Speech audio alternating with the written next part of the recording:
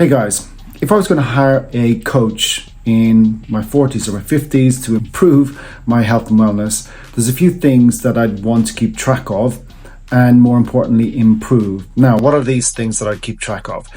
I would potentially have a blood test, monitor blood pressure, scale weight, that's a big one for a lot of people, resting heart rate, sleep, and alcohol consumption. So about 6 different things. So let's start with the blood testing. And many people will talk about the fact that testosterone is in decline for guys after the age of 40 or 50. And that's absolutely true. It is no longer as prevalent in our bodies as it is in our 20s, and plenty of graphs can give you that information. You can find it off Google. So you want to be looking at the kinds of things that can spike that testosterone production in your body. I mean, obviously there is the option to get exogenous or external help, TRT or steroids, that kind of thing, testosterone derivatives to boost testosterone levels in your body. I am not advocating that, and I don't do it myself, and I wouldn't advise anyone else to do that without proper medical supervision. But they are options that are open to some people. But just know that if you take it externally, that your body's process for producing it pretty much shuts down. Now, the part about taking a blood test is a snapshot view of where you are right now. So you really want to know if any of the protocol or things that you're doing to have an effect on production of testosterone are working. So you're going to need to have a test further down the line.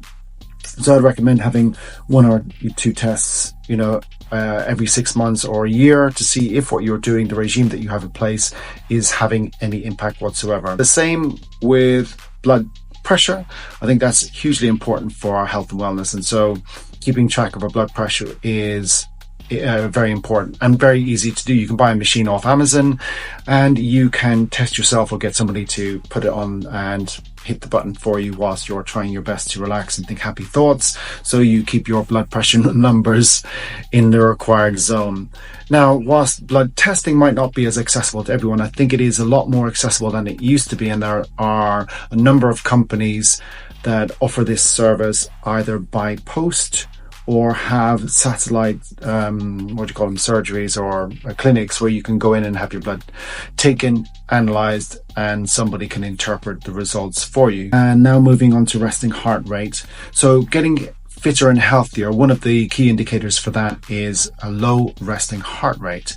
Now, I use something like this. It is a Whoop and tracks a lot of different metrics like sleep and heart rates and strain and recovery and all that sort of stuff. But a Fitbit or any heart rate monitor or Apple Watch will give you some stats, and maybe they are not so accurate. However, they can potentially illustrate trends. So if everything is relative, it can show you whether something is going up or something is going down. It may not be the exact figure that you would get from a proper heart rate monitor test, but it can certainly show you an indication of whether your heart rate is going up or it's on the way down.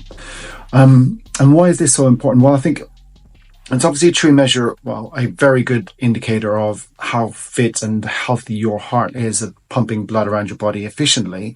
But also you can see differences on daily, weekly basis. For instance, if I have more than 2 or 3 drinks, my heart rate spikes overnight by up to 10 beats per minute. So it really does have an impact, your lifestyle, on your one of the biggest fitness metrics. Okay, moving on to the next thing that I was just talking about is alcohol consumption. In our 40s and 50s, men, women, we tend to have jobs that have led us to take on slightly more responsibility for slightly more money, and juggling family constraints and commitments alongside jobs. And we end up having maybe a lot more stress in our lives, and we take the edge off with alcohol.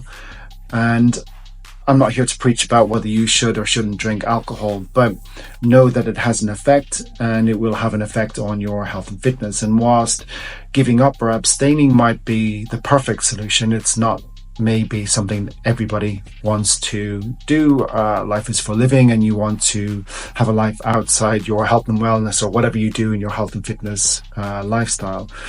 And so maybe not giving up, but certainly monitoring or keeping track of it may be a good idea, and having somebody hold you accountable to the kinds of targets or parameters you've set yourself along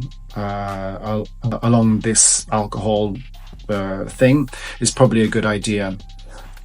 Yes, so tracking alcohol and making sure that you keep within the parameters you're happy with for your lifestyle and your health and fitness is probably a really good idea, and one of the metrics I consider to be worthwhile tracking.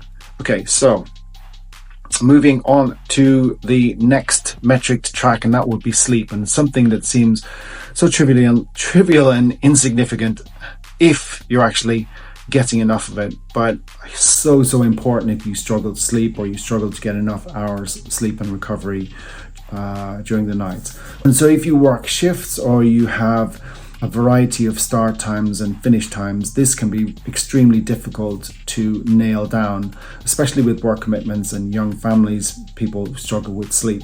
And why is this such a big deal? Well, there's a ton of reasons why sleep is important that I've probably spoken about in different videos, and you could find the answers to on YouTube or Google. But one of the main ones that I find is that it just leaves me shattered to perform in my workouts the next day.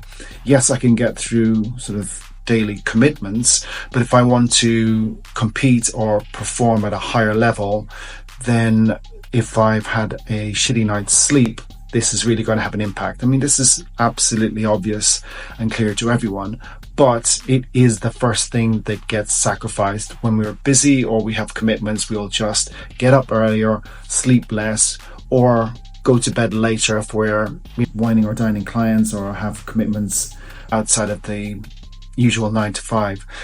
So whilst sleep is and the reasons for sleeping well are very, very obvious, the taking action on it is not so clear and not so obvious. Now, with these 6 metrics that I think are worthwhile tracking and seeing improvements in, I've left out nutrition. Obviously, that's a huge elephant in the room, and something that I think requires its own topic and own focus. But these 6 metrics are things that I myself, if I was hiring a coach, I would want accountability on, I'd want to know the significance on, and I would like to see improvements in pretty much all of them. I was holding up my fingers, but you can't see them in the camera. Anyway, that's it for today, guys. If you are looking to hire a coach that helps you monitor these 6 metrics and make improvements on them, more importantly, then hit the link and you can arrange a chat or consultation with me where we can hatch a plan and consider a blueprint for your specific needs that work around your lifestyle and your fitness goals. Guys, hope that helps. Speak to you soon.